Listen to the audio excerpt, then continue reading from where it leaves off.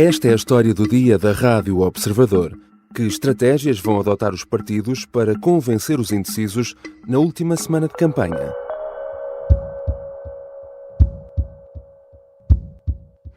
Consegue uma viragem na segunda semana? Mas uma viragem pressupõe alguma coisa, não há cá viragem. O Partido Socialista está bem, tem uma relação de confiança com o povo português. A narrativa é tudo. E numa campanha política é ainda mais importante a forma como se enquadra a mensagem. Admitir que é necessária uma viragem na segunda semana de campanha pressupõe que se está por baixo. E tanto Pedro Nuno Santos como Luís Montenegro acreditam que podem vencer as eleições do próximo domingo. Pela frente têm ainda 5 dias de campanha. Que estratégia irão adotar para convencer os indecisos que podem ser fundamentais para o resultado final? Será que não dão mesmo importância às sondagens, como dizem em público, ou, pelo contrário, as sondagens também podem determinar as estratégias de cada partido? São questões para a conversa com Rui Pedro Antunes, editor de política do Observador.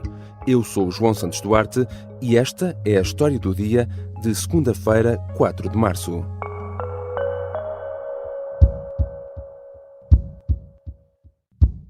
Bem-vindo, Rui Pedro. Olá, João.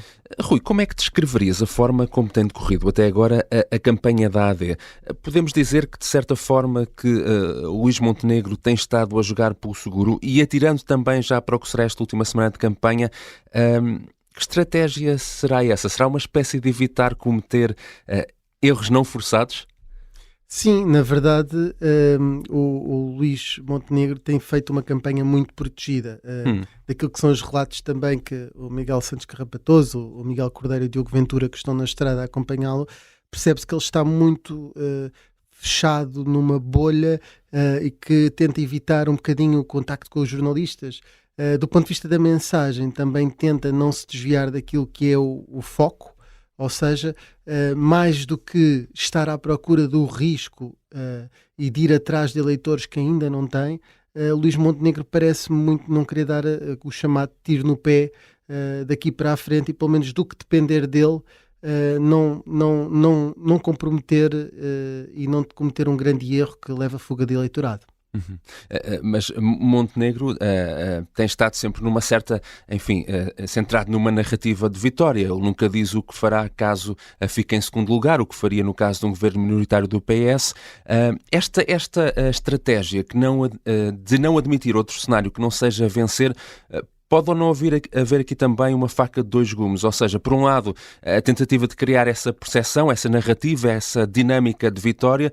Por outro lado, também ter que dosear para evitar, qualquer possível desmobilização do seu eleitorado, não? Sim, ele na verdade fala numa maioria robusta, que não pede uma maioria absoluta, mas naturalmente que quer governar e que quer que a AD, pelo menos em conjunto com a Iniciativa Liberal, tenham mais votos e mais deputados, uma maioria de deputados no Parlamento. Portanto, isso é o grande objetivo, mas ao mesmo tempo não quer dizer que está a ganho, porque a tendência é que os eleitores respondam muito mal à arrogância. Ou seja, a experiência que temos é quando um político vem dizer isto está a ganho, vamos trabalhar em cima da vitória e vamos ganhar, que isso normalmente funciona ao contrário. As pessoas não gostam de jogos com resultados à partida na política. E, portanto, nesse aspecto, ele também o fará por isso e também pela parte que dizias de, obviamente, que se as pessoas sentirem que já está a ganho, desmobilizam-se para ir votar e ele precisa que aqueles eleitorado mais fiel não deixe de ir votar no dia das eleições, porque todo o voto vai ser importante numa eleição tão disputada como esta. Por mais tinta que me atirem, eu continuarei a ser o mesmo, no mesmo caminho. Por muito que os partidos tentem controlar a narrativa durante a campanha, há sempre momentos imprevisíveis, sejam incidentes, como o que aconteceu com o Luís Montenegro e a tinta verde, ou declarações que causam polémica ou são muito faladas, como Pedro Passos Coelho sobre a imigração e sensação de insegurança, ou de Paulo Núncio e a questão de um referendo ao aborto. Rui, que peso é que estes incidentes não programados podem ter também numa campanha? No fundo, são acontecimentos ou declarações, muitas vezes, não é? Que os líderes partidários não podem controlar. Sim, há várias situações aqui que é, por exemplo, olhando para a questão da lata de tinta, parece-me que uma situação dessas favorece o político se ele reagir com serenidade. Foi o que aconteceu com o Luís Montenegro, reagiu com bastante serenidade. E que respondeu às perguntas logo de seguida, enquanto ainda estava...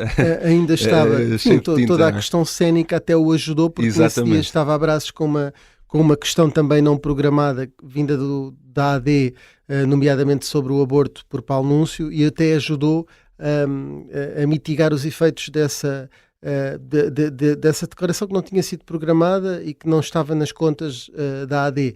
E então, há muita gente que equiparou isso a uma chapada, a chapada da Marinha Grande, quando Mário Soares tinha 8% e depois acabou por, à segunda volta, até vir a ser eleito Presidente da República pela primeira vez, nas presidenciais de 1976.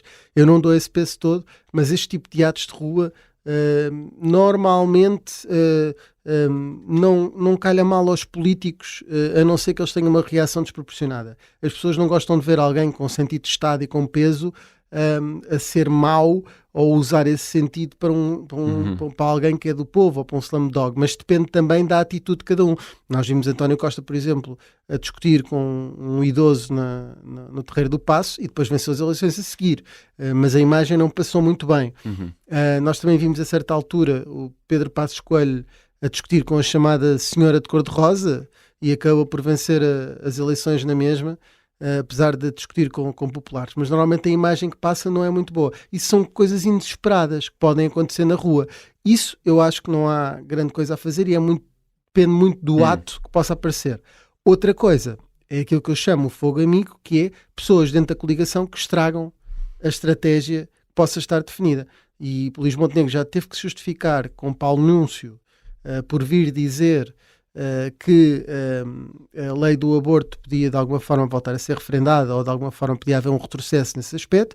Teve que vir dizer que Eduardo Oliveira e Sousa, quando disse que há falsas questões sobre as alterações climáticas, etc., que também o PSD não mexe um dedo sobre isso e que não é negacionista das alterações climáticas. E, portanto, o que eu diria para a semana que aí vem é Luís Montenegro chamar o CDS e chamar os seus independentes e dizer: é bom que não me estraguem aqui a estratégia de não cometer erros, porque se eu estou a tentar não cometê-los, é bom que ninguém de dentro me esteja a atingir com fogo amigo, porque de facto isso tem acontecido nos últimos dias. Com as sondagens como estão, acha que a maioria absoluta para a AD é possível? As sondagens como estão, há sondagens boas e más.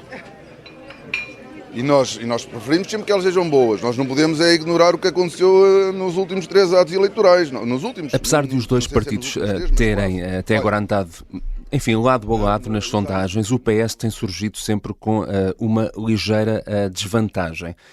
Em que é que os socialistas e Pedro Nuno Santos apostarão agora nestes últimos dias de campanha para tentar contrariar essa percepção de que, de certa forma, o PS parte por baixo para as eleições de domingo?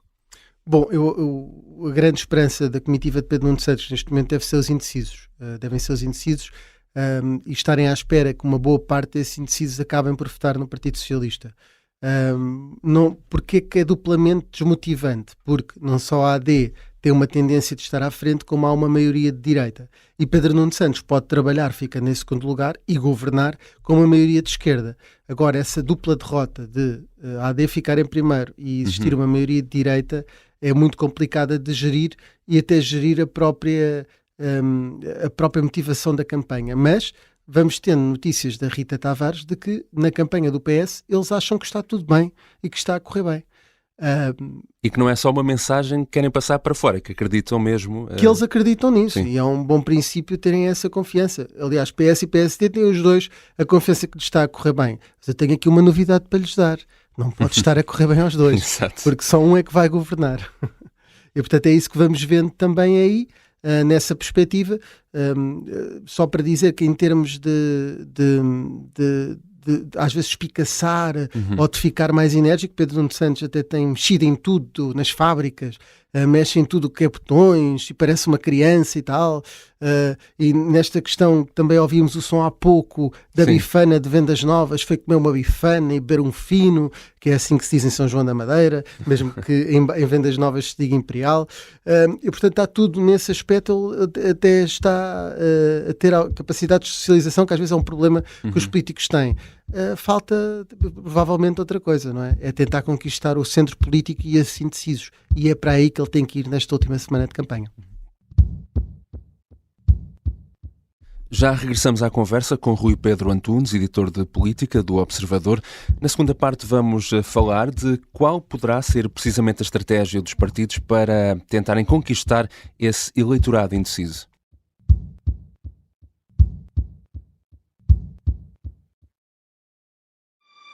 Eu entendo a sua preocupação, mas nós não o podemos soltar porque ele é o cabecilha do grupo. Esta é a Operação Papagaio, uma série para ouvir em 6 episódios que faz parte dos Podcast Plus do Observador.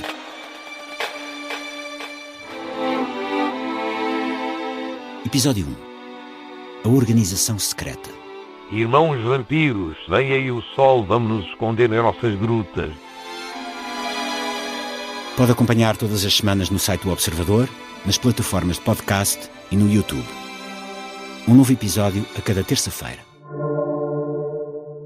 Os Podcast Plus do Observador têm o apoio da Onda Automóveis. Estamos de regresso à conversa com o editor de política do Observador, Rui Pedro Antunes. Rui, já falávamos há pouco dessa questão de um fator que pode ser de facto importante, que diz respeito ao número de indecisos. Assim sendo, qual poderá ser a estratégia de cada um dos partidos para tentar fazer um esforço derradeiro de os convencer nesta última semana de campanha? Eu acho que eles têm que, em primeiro lugar, e as pessoas gostam disso, mostrar que têm algum grau de estabilidade para o futuro, ou seja, alguma solução governativa que não volte outra vez de novo a ir para um processo eleitoral. Depois tem um esforço muito pessoal, se quisermos, para mostrar que são o mais bem preparado, que têm um maior sentido de Estado e de responsabilidade, aquele sentido de que quando nós emprestamos a alguém alguma coisa, e vamos emprestar a alguém o nosso futuro, alguém que esteja preparado e que saiba o que está a fazer. E, portanto, passar essa imagem é fundamental. Deixa-me dizer, João, que na primeira semana tivemos a AD a ir buscar muitas figuras. Pedro Passos Coelho, também Assunção Cristas, o José Manuel Durão Barroso, e muitas delas até a atirarem à imaturidade de Pedro Nuno Santos. E Pedro Nuno Santos está a guardar os seus trunfos para a segunda semana. Esta segunda-feira vamos ter, por exemplo, Carlos César em Coimbra. É também previsível que seja aproveitado António Costa e que apareça na campanha, para não falar depois também da descida do Chiado, em que se juntam sempre também algumas figuras do Partido Socialista. Talvez esteja a aguardar para aí, e eu vou dizer porque é que isto é relevante, João, porque nós temos visto peças de rádio, peças de televisão, em que fala o Pedro Nuno Santos no comício, e depois fala o Walter Chicharro, sem desprimor nenhum para o Walter Chicharro, mas não vale uma peça à parte. E Assunção Cristas fala das rendas ou da habitação, vale uma peça à parte. Durão Barroso ataca, vale uma peça à parte.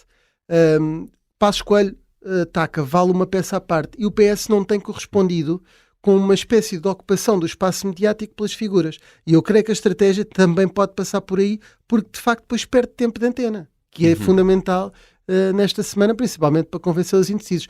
A menos que, claro, essas figuras ajudem a perder votos.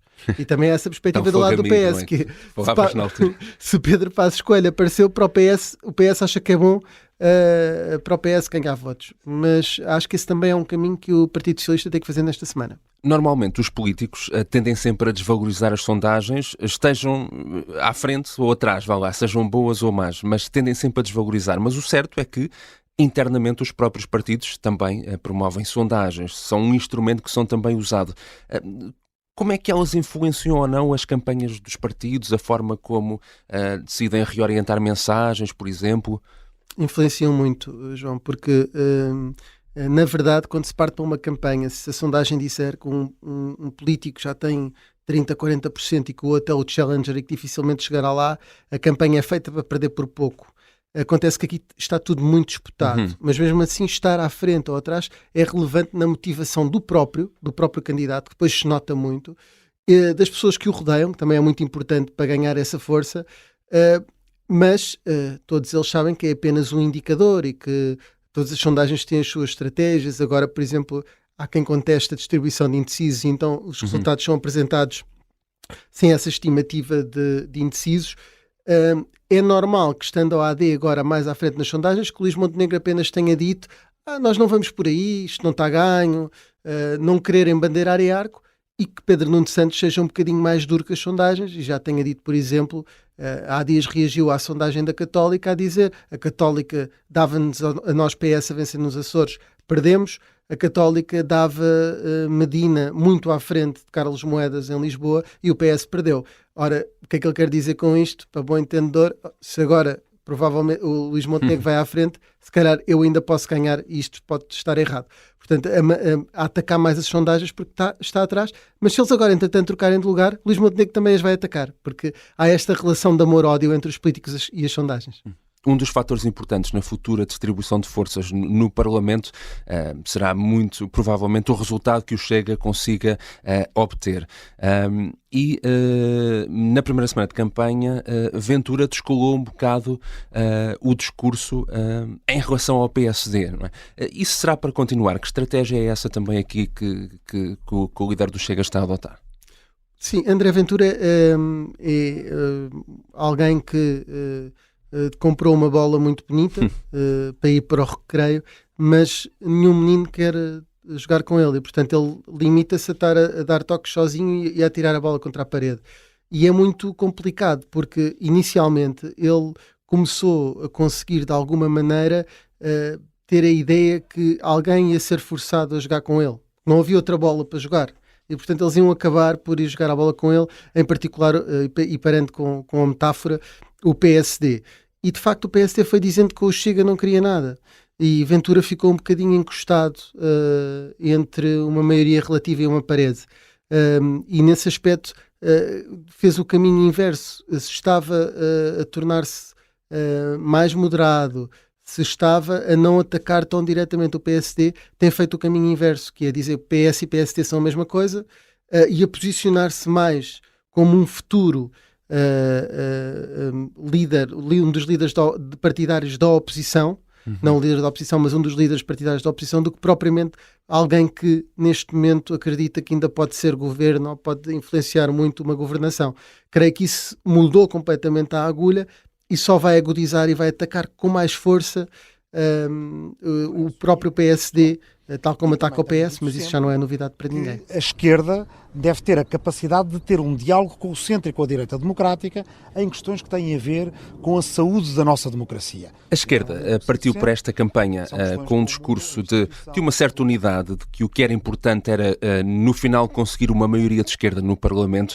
Entretanto, na primeira semana de campanha, tivemos estas declarações de Rui Tavares do LIVRE, a dizer que seria preciso, apesar de tudo, caso fosse necessário dialogar com a direita democrática, o que valeu várias reações. Rui Tavares também já veio esclarecer essas palavras, mas para a segunda semana de campanha teremos uma esquerda desconectada ou unida como começou a campanha? Um dos grandes ativos da esquerda era de facto estar unida, era perceber que se do bloco da direita havia alguém que podia ser extraído e que não contava para nada, à esquerda aqueles partidos estavam unidos numa coisa: se tiverem possibilidade, impedem um governo de direita de governar. E isso continua a ser assim, mas Rui Tavares veio dizer que estava disponível para falar com a esquerda e que a direita democrática tinha que ter um interlocutor. Os outros partidos foram muito rápidos a descontextualizar a frase de Rui Tavares, o Bloco de Esquerda atacou logo, e depois começaram a certa altura a ver que aquilo não era bom. Não podem estar a acusar a direita de ser a barafunda e depois estarem entre eles a atacar-se, mesmo que o Bloco de Esquerda esteja a ver que pode estar a perder votos para o LIVRE e tenha feito esse ataque intencional para não perder votos para o LIVRE. Pedro Nuno Santos foi o primeiro a ser adulto na sala e a dizer: bem, não vamos falar mais sobre isso. A Mariana Mortágua baixou um bocadinho o tom novamente. Rui Tavares acabou por dizer que não estava à espera deste ataque deste lado, deste também fogo amigo à esquerda, mas no fim do dia eu acho que eles estão condenados nesta última semana a voltar a unir-se e a esquecerem este episódio e deixar de eleger Rui Tavares como um inimigo. E mais importante do que roubarem votos entre eles é perceberem que têm que combater todos para ir buscar esses indecisos para o bloco da esquerda, não o bloco de esquerda, mas para o bloco da esquerda, porque se a esquerda toda junta tiver mais que 115 deputados, então não há governo de direita, e é isso que eles vão centrar nesta última semana de campanha, certamente. Obrigado, Rui. Obrigado, João. Rui Pedro Antunes é editor de política do Observador. Nesta última semana de campanha, não deixe de acompanhar todas as incidências, tanto na Rádio Observador como no nosso site. Esta foi a história do dia. A sonoplastia é do Bernardo Almeida. A música do genérico do João Ribeiro. Eu sou o João Santos Duarte. Até amanhã.